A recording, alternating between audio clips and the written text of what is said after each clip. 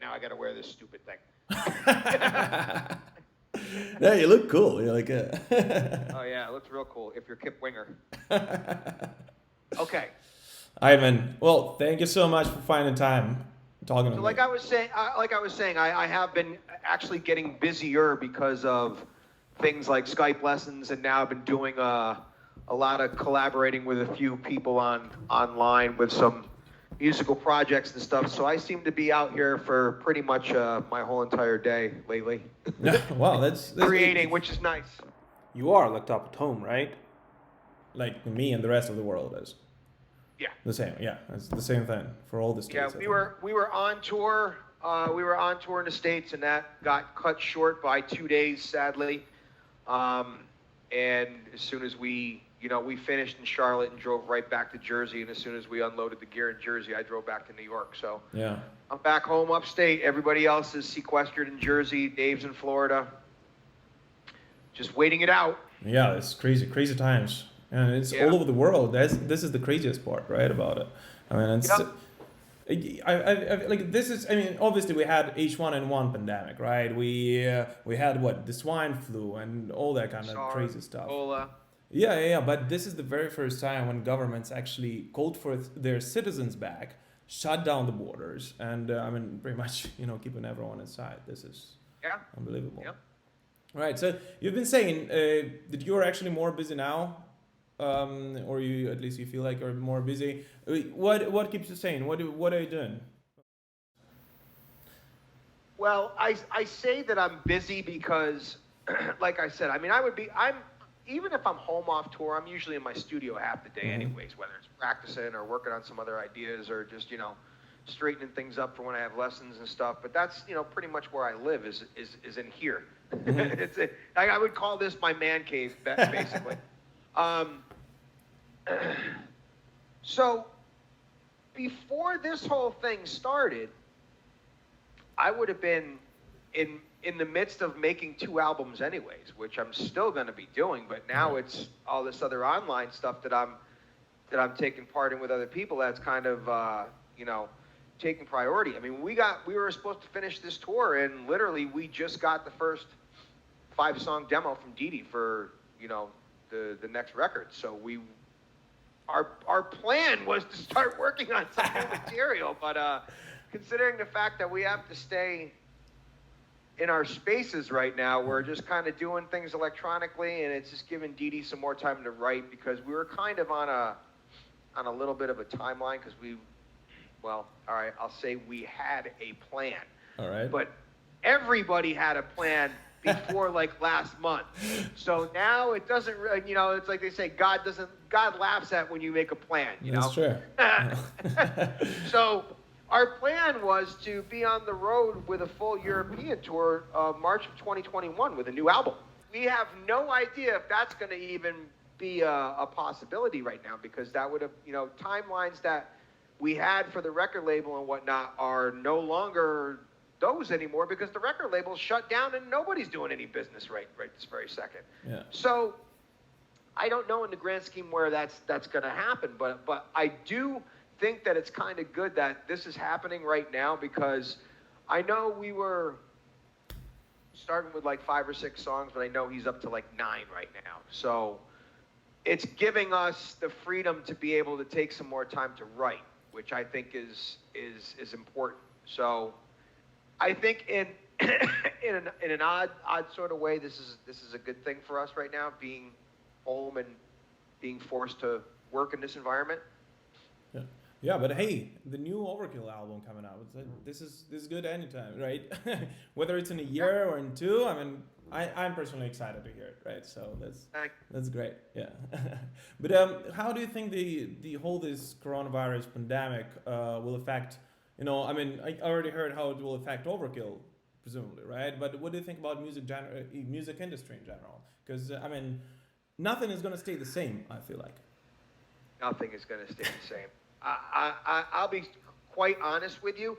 I just don't think that we're just going to go like this and be back to regular life in a couple months. It's just not going to work like that. I think that people are going to be People are going to be apprehensive. People are going to be standoffish. I know people are going to want to get out too. Trust me, I'm just as guilty as everybody else. I'm going nuts being here. I love my wife. I love being here with her and the cats, but it's just it's the one trip to the store a week. That's not enough for me. Yeah. It's like, I know I can go out of my house and be in my yard and stuff, but it's like when you don't have that daily routine anymore, it turns into, you know, same stuff, different day, basically. Absolutely. But I'm getting off the question a little bit. I really don't think the music business is gonna bounce back anytime soon. It's gonna be a year, I think, before you're even seeing bands that are going on full-fledged tours. I don't know. I hope I'm wrong. I really do. And I think, and if anything, I'm really, really, I think that as far as my situation, Overkill, we're very lucky that this is coming at the heels of a tour cycle and not at the beginning of a tour cycle. That's worse, like poor bands like Testament, who just released a record and you're forced to sit home. Yeah. But you know, who knows? But long story short is I think it's gonna affect the music industry and the whole entertainment industry. Not just music, movies, all of that. I think the whole entertainment industry is gonna be affected by it. Sports. I mean, I don't know. Yeah, and you see a lot of bands and a lot of movies are still being released, right? Believe it or not, but they're just going online now, and that's it. So, and I'm personally a little bit afraid, right? I love going to the shows, right? And this is one of my hobbies. I actually travel around the world seeing bands, right? I mean, thank God I can afford and, you know, I can actually do that. But I'm afraid that people are going to be so paranoid after all this ends that, you know, as you said, bands are not just simply not going to go on full-scale tours because, I mean, tickets are not going to get sold because everyone's going to be too afraid to, you know, come close to other people, so many other people. And and music online is a great alternative for right now, but I wouldn't want it to, you know, shift online completely. It will never replace a live show. See, and it's funny because this is something that my wife and I have talked about for years now, because she's always said this to me. She's like, well, why don't you guys just do like shows online? I'm like, who the hell wants to do that? I'm like, you know, but because she's like, well, then you don't have to go anywhere. I'm like, yeah, well, I understand why you want me to have to do that, because that way I don't go anywhere. But this is not exciting. This is not touring. This is like coming out here and playing a show from my studio every night, 30 nighs in a row. That's not touring. That's just coming out and playing, you know, to the tape. It's not the same thing. The thing, my biggest argument is I've said, unless you are a person who is in the public, in some way, shape, or form, sports, music, arts, you don't know what it's like to hear the rush of an audience when you walk on stage. It's different to go to a show and be a patron and go, oh well, yeah, I can imagine what it's like on stage. No, you don't. Can't imagine what it's like because you just don't know. And it's that kind of stuff that if we were to, all right, so let's say we were giving virtual concerts every night. Let's say we did a 3-week tour, right? And every night for 3 weeks, I come right here and I count the set off 1, 2, 3, right from my house, right? On those days, like, let's just say, like the last tour when I got extremely sick. I'm not going to say that I had that virus, but I'm going to say I pretty much think I did. Oh, shit, man. Seriously. But anyway, because that's how I spent this whole last tour. I got wicked sick the moment I got to LA, and it was the same thing. Everybody said the first day of the tour is when I had the dry cough. Dry cough for 2 days. 3 days in, had the fever, sweated the fever out in 5 days, went to urgent care. I absolutely think that I may have had a form of it or whatever. Or whatever I had on this tour built my immune system up so much where I'm not you know, even remotely concerned with catching it, let's say. I'm just concerned with my family not catching it. Yeah. But anyways, I'm getting off the point. My point being is that on that tour, for those first 9 days of that tour when I was really ill, I was in my bunk until literally 20 minutes before I had to play. And that's unlike me, because I have an hour warm-up routine that I go through, and this was just like, no, I'm going to sleep until I literally have to change my clothes, warm up for 10 minutes, throw some Flexol on, and I'm on the stage. And I'm just going to pray that I can get through this 90 minutes and not die while I'm doing it. When you have the rush of 600 people in a club, that helps you get through that 90-minute set. That's what helped me get through that, having those people in front of me. Now, if I was to sit here and this is what I'm looking at, my drums and the door to my studio, that's not going to be very inspiring to me. So, it wouldn't be the same thing. Absolutely. And speaking of the last tour, I mean, you did more than 60 shows, right? In 2019. Was it more? We did about 100 shows in 2019. 100 shows. Yeah. I went to setlist.fm and it was like, I couldn't count them.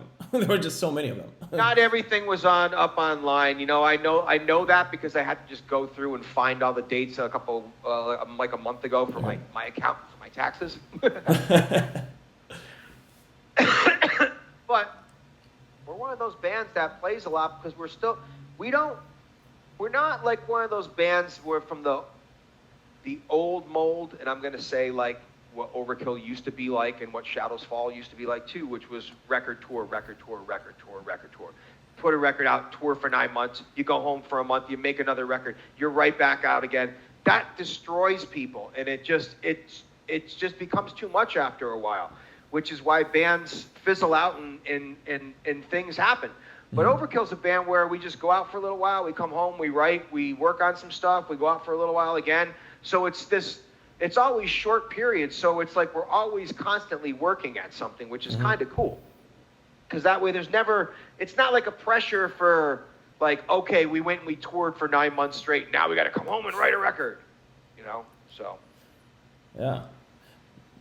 And it's great. I actually think that it's a little bit more sustainable. Let's just put it like that, right? Yes. Yeah. But I got to tell you this, right? With you joining Overkill, I've been a fan of Overkill for years now, right? And with you joining the band, I actually think, if it's even possible, but the rhythm section has actually gotten stronger with you, right? And you playing with DeeDee up on stage, this is great. I actually enjoy it. How's your relationship with DeeDee? Right, he's one of the band's founders. He's been with the Overkill for years now. He is the band's founder for the most part in my eyes. He's the band's founder. He's my boss. He's one of my best friends, and he's my right-hand man on stage. He's Clank to my Smash, because that's what Blitz calls us, Clank and Smash. So I always admired DeeDee. Even when I was, just a kid, one of the things that attracted me to Overkill when I was young was Blitz and DeeDee's bass tone. And I always thought that DeeDee was always one of the best bass players in metal. He's got a sound that's so definable, as well as his songwriting capabilities too. So for me, I'm pretty proud of the rhythm section that we make. I'd say we're a Geddy Lee and Neil Peart on steroids a little bit. So, and plus he's a big Rush fan too, so that helps. That helps a lot. But yeah, we have a great time together on stage. We do. The first year was more nerve-wracking for me because even though I've known these guys for so long, I wasn't in the band for since 1993. I met everybody years ago. Like I said, I've been friends with the band since the early 90s, but I wasn't in the band. Yeah. So it took me a while to get comfortable in my role and just comfortable in knowing that every time DeeDee turned around, it wasn't because I made a mistake or something. I just, it's like, oh no, he just looked over here again. What did I just do? And I'd bring it up after the show. I'm like, yeah, there was that one part in that one song, like you looked over, and he'd be like, I don't know, I just looked that way. I'm like, okay, well, you looked like you were concerned. So it's like now, it's like there's no more of that newness. Now it's just like, whatever. And now he'll just look over at me if something does happen. He'll just look over and mouth, "You sucked." That's cool. Yeah, it's a good fit. Was it weird at first to play, the old stuff? I assume because the very first record that you actually were part of the band when they recorded was the latest one, right? Wings of War, and did you have any of this? Technically, the first album that I appear on Huh? is oh my God, I can't. The Killing Kind. Oh, really? If you look in the liner notes in the thank you list, you will find my name. I'll look it up. Spelled with one T though. Tim spelled it wrong. Oh, that doesn't count, But man. yes, my first record in the band, Wings of War. Yes. Oh yeah. And obviously you're very comfortable with that one, right? Because you've been part of the process, recording process at least, right? What about the old stuff? I know you said when you joined the band that you've been a fan since the '80s, right? Since the start. Was it any weird to play, the '80s, classics? Not really, because it's all songs that I grew up playing. Yeah. I mean, I learned how to play In Union We Stand in 1986. That was the first Overkill song I ever learned. The first double bass song I learned by Overkill was Deny the Cross. I mean, it was just, I've been really lucky in thrash metal history to play in 3 of my favorite bands. I'm a member of Overkill. I was in Flotsam for 3 years, and I've filled in for Anthrax numerous times too. Yeah. So it just goes from all the work that I did when I was a kid and playing all these cover songs. It's all stuff that was already in my DNA. So literally, when joining Overkill, the biggest hurdle was like, all right, now I got to learn these songs that Ron was on because I don't own these records because I don't think you actually didn't pick them up like when they were releasing them, no? Well, this is the thing.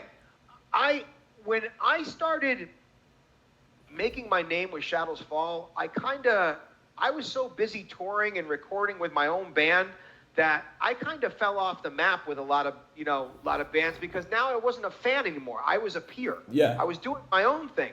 So I wasn't up to date on everybody's new record or whatnot or blah, blah, blah, blah, blah. Long story short, I didn't have any records that Ron was on. Not because I don't like Ron. I love Ron. Ron's a fucking great drummer. I just didn't own them. The last one I had was Relics, which is Tim's last record. And like I said, heard the stuff over the years, absolutely. But then it was coming down and then getting the records later after I joined the band to realize how much they had that growing phase and like, oh my God, here's the rebirth of Overkill, and you could hear it through these records. Absolutely. Because they'll tell you the same thing. Ironbound turned a new chapter for the band. And everybody's very, very happy for that. So for me, it was just coming in and having to learn these newer songs that I didn't really know because I didn't know any of these songs. I knew anything that you put to me in the set list up to Bloodletting, no problem. I'll just have to listen to it real quick and just remember and just go through it. After that, though, then it was, okay, I got to learn this. I have to learn this. I have to learn the songs off Ironbound. Fortunately, there wasn't much, but a lot of the stuff, too, was going back and being able to play these songs and then put my own little thing into it or play them with the things that I've heard over the years. When you learn cover songs, or at least to me, when I learn cover songs, and it doesn't matter what band it is, I always hear other things. This fill would have been cool here, or I wouldn't have necessarily done that, so maybe if I play it, I drop that part out. Anyways, long story short is that I had all these made-up parts that I've done in songs, whether or not it was Anthrax, Flotsam, Overkill, and I started going, oh, fuck it, I'm going to play it my way with my little fill. And I once in a while get, what was that thing you played right there? Well, I used to play this because I thought this would have went cool there. And 9 times out of 10, they go, yeah, that is cool. That's cool, yeah. All right, cool. That was great. Hey, do you have a favorite song to play? The show? Not really.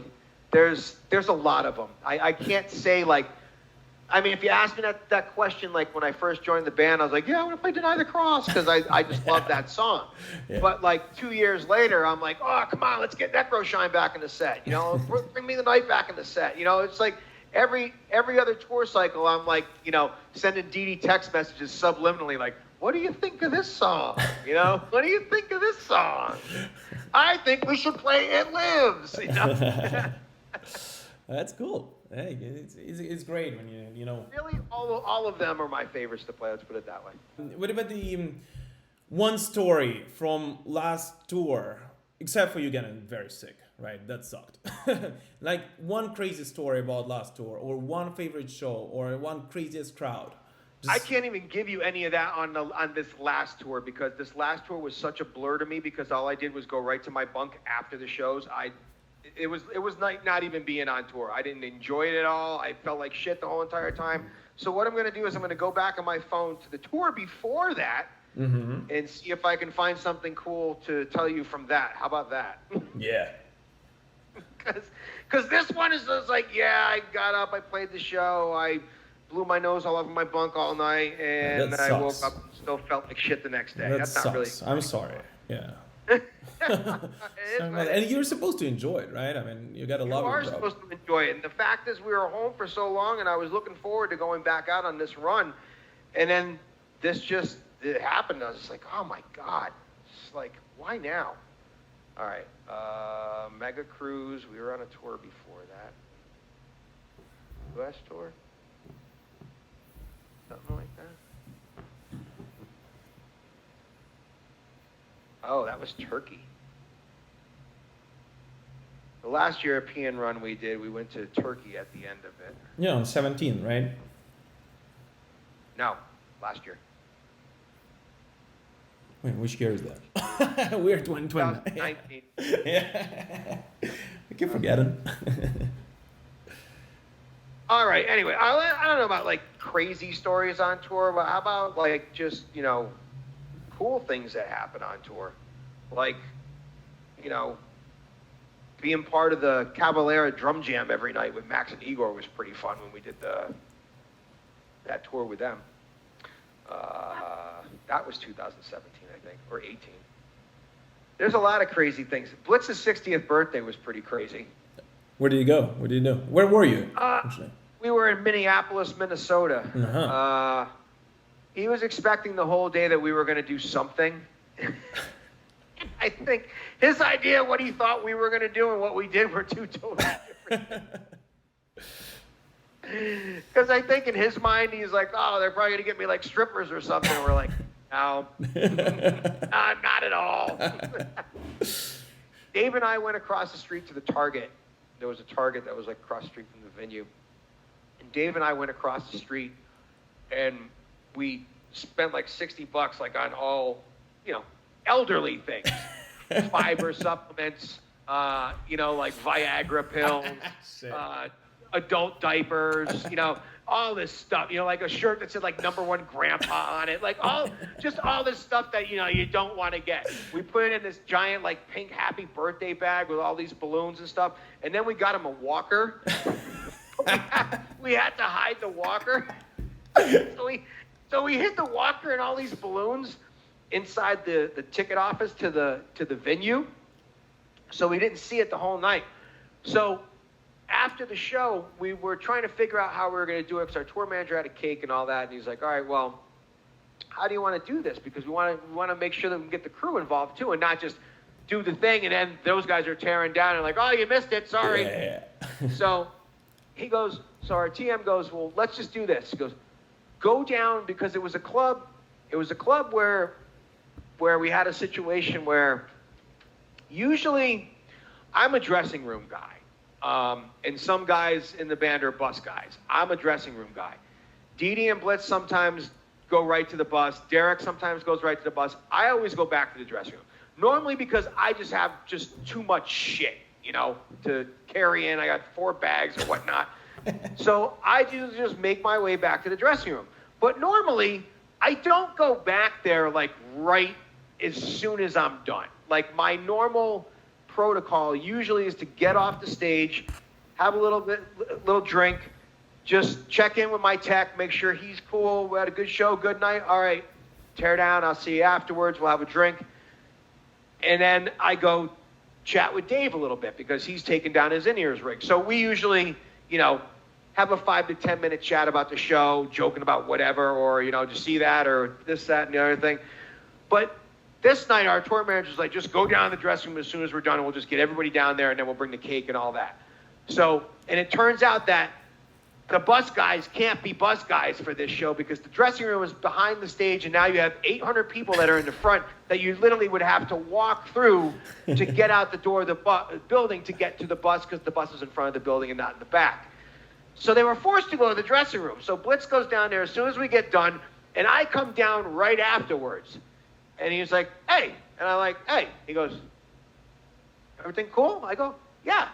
Why? He goes, you're normally not down here this quick. I go, not really much to go over with Animal tonight. So he's already on to something. He already knows that. This is not the usual protocol that happens after the show. So one by one, everybody starts trickling down. Now the crew comes down too, and he's like, what the fuck's going on over here? He's like, why are all you guys here? Then all of a sudden the TM comes in with a cake and brought all the, brought the presents and stuff, and he's like, all right. He goes, what's next? We're like, oh, that's right, we do have one more thing. Because like I said, he's thinking that we're going to get him strippers. And then we bring the walker in. So that was pretty fun. So we kept everybody down there, had like a little 15-minute party, and then we're back on the bus after. So like maybe like a half an hour later, like the crowd's cleared out, we signed autographs and stuff out in the front. So now we're back on the bus, and it's literally just the band. And we're all in the front lounge, and I have a videotape. I have a video of this on my phone because it was so hysterical. As a video of the 5 of us sitting in the front lounge of the bus. Not one of us even has a drink in their hand. We're just like sitting there like a glass of water or soda or something. And I'm just filming around the bus, and I get my camera to Blitz, and he goes, happy birthday to me. I'm waiting for strippers and booze, and we got an empty bus, and nobody's even drinking. I actually can imagine him saying that. I think I can see it. It was hysterical. It was just so funny. It wasn't something that we planned. I just happened to look up, and I was just like, oh my God, this is hysterical. Just like, DeeDee's on his phone, Derek's looking at something, Dave's just, off. That's fun. That's actually really funny. That's cool. Do you keep in touch now during the pandemic, like a lot with Blitz and the crew and everyone? Yeah, we're on a text chain every day, regardless, because we have 2 insane friends of ours that send us usually the most either inappropriate memes or pictures or everyone has one or 2 of those friends, right? Yeah, one of those friends. So we have 2 of those friends, and we're on an 8-person text chain, so that's going off usually all day. So we're always in touch with each other. Or, and aside from that too, everybody's calling each other on the days off and stuff. I just talked to DeeDee yesterday. Yeah. All right. Makes sense. Cool. I don't want to keep you too long, right? Just a couple more questions, if you don't mind. Sure. Last year, I got to ask this because this was asked by the followers, right? I mean, last year, there were a lot of speculations going on in the internet. Actually started by you, funny enough, right? I mean, believe it or not, with your tweet, or was it... Not started by me. It's started by people that take what I say and make it a headline. I mean, that's exactly. I mean, Loudwire, Blubbermouth, and a bunch of other, online Loudwire is the most guilty party. I did a 15-minute interview with them at Metal Allegiance this year in January, and the whole thing is about being the drummer in Overkill. But at the end, for like 30 seconds, we talk about a possible Shadows Fall reunion, which I've been saying for years. We've all said it.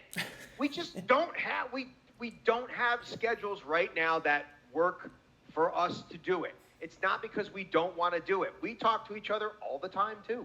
Yeah, I mean, you are full-time in Overkill. John Dene is in Anthrax, full-time. Right. I don't even imagine. We had, it's just funny. So my point was, I do this whole thing that's Overkill related, and all of a sudden it turns into a headline: Shadows Fall may reunite. I'm like, first of all, I find it offensive to my band Overkill because you've totally taken away from the whole story and made it about someone else. And that, I think, is a little disrespectful to the band. Yeah. This is an Overkill interview. It's not a Shadows Fall interview. So that's how the media goes with those things. And I was actually telling in that Loudwire thing, I was actually telling that guy some of that stuff in confidence just because he was another New Yorker. His family owned this music store that I actually did a drum clinic at about 10 years ago. So I was telling him some stuff that was off the record and was supposed to remain off the record. But even the stuff that I told him wasn't stuff that I hadn't talked about before. We would have had some news for you this year, but it didn't work out. And now due to the coronavirus, that show's being canceled anyways. We were supposed to,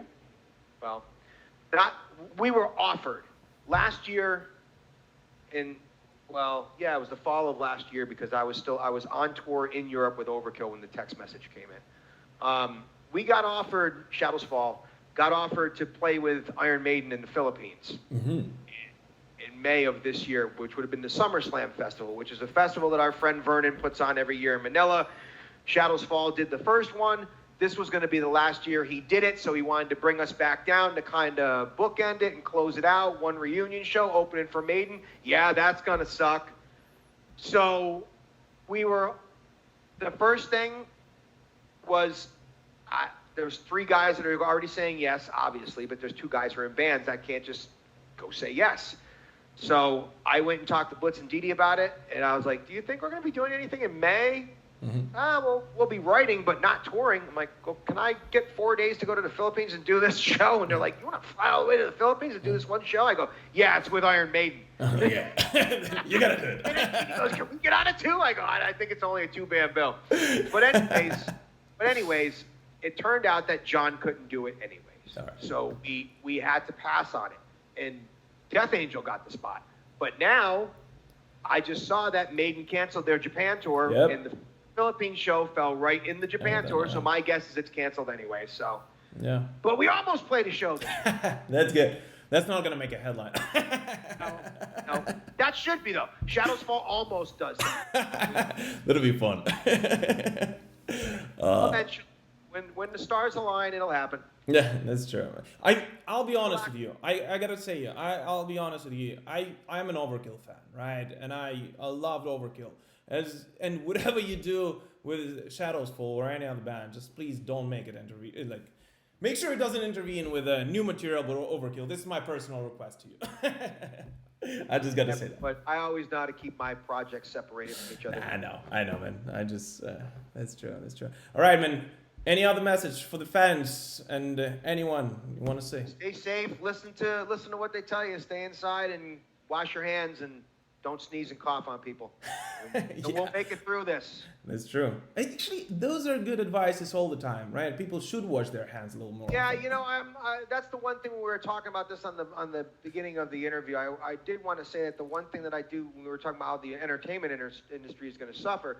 The one thing I did want to say though is I do hope that when we come out of this, some people will actually be a little bit better about hygiene and things like that. Because I don't think that a lot of people don't think about that stuff because they're not in public. I'm in public. I see people in the bathrooms all the time who go to the bathroom, don't wash their hands when they're done. And I just go, that's yucky. What is wrong with you? And then you're going to offer me to shake your hand. And it's usually the guy who's standing outside the bathroom and then recognizes us and go, oh, bro, you're Overkill and shake your hand. Fuck you. I just saw you go to the bathroom and you didn't wash your hands. We even call people out. Like, if we're in the bathroom, Blitz does this all the time. I love it. I laugh my ass off. If we're in a bathroom somewhere in public and we see someone who goes to the bathroom and goes out, Blitz goes, didn't wash his hands! So we'll all do it, like, on the tops of our lungs. As soon as they get to the door, we're like, didn't wash your hands! Yeah. So that's one thing is I hope that people will become a little bit more sensible about.